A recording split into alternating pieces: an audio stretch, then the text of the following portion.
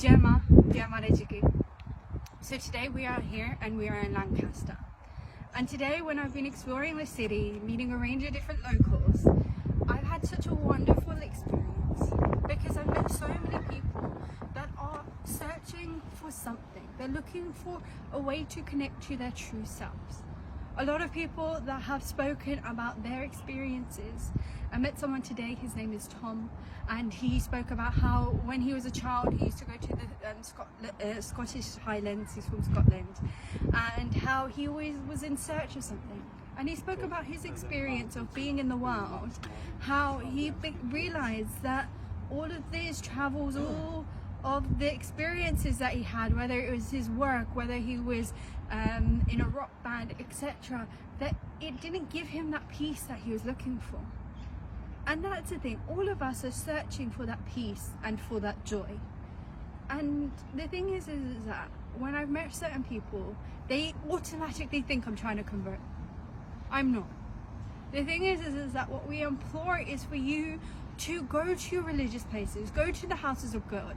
Whether you're Christian, go to the church. Whether you're Muslim, go to the mosque. Ask questions. Because Swami Vivekananda had said that when he sees a child go into a house of God, he's really happy. But when he sees someone of an older age go into those houses of God, he becomes really upset. And he was asked, why is that? He said, when a child goes, a child asks questions. Why do we light a candle? Why are they hymns? What does this represent? But an older person, they've accepted what they've been told. They no longer question. They're no longer searching. So what we implore is ask those questions. Because in the Bible, in John 3, when Nicodemus asked Christ, how can I be reborn again? Christ said to be reborn of the Spirit. How can we do that?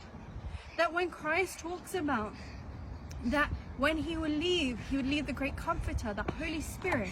How can we connect with that? How can we make it so that Holy Spirit, that connection to it, can be a part of our day-to-day lives? How can we join with that? How can we connect with it? And that's the thing, because when I met my Guru, His Holiness Baba Ashutosh Maharaji and Her Holiness Ma Ashutosh Amriji, they practically gave me that experience where I had seen that light of God. Or as we can say, that supreme consciousness, that energy that's within each and everything.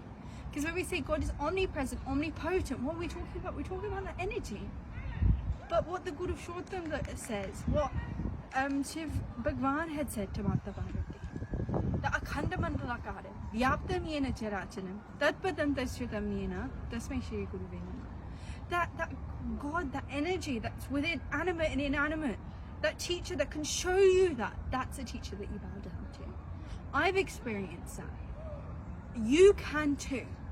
But the thing is that you need to have your own experiences. So what I implore for everyone to do is to pray, ask questions, and ask those questions. Where am I from? What is my purpose in life? That if they're talking about supreme consciousness, that God's omnipresent, omnipotent, I want to see it, I want to experience it. Because Swami Vivekananda said that if there's a God, we must see him. If there's a soul, we must receive it. Otherwise, it's better to be an atheist than a hypocrite. And majority of atheists I've spoken to, one thing they say to me is, why should I believe in a God that I can't see? That's the thing. You should believe, worship, serve a God that you can see. What the Catholic Church talks about is that we were created by God for God. But we've lost that connection, hence we're suffering.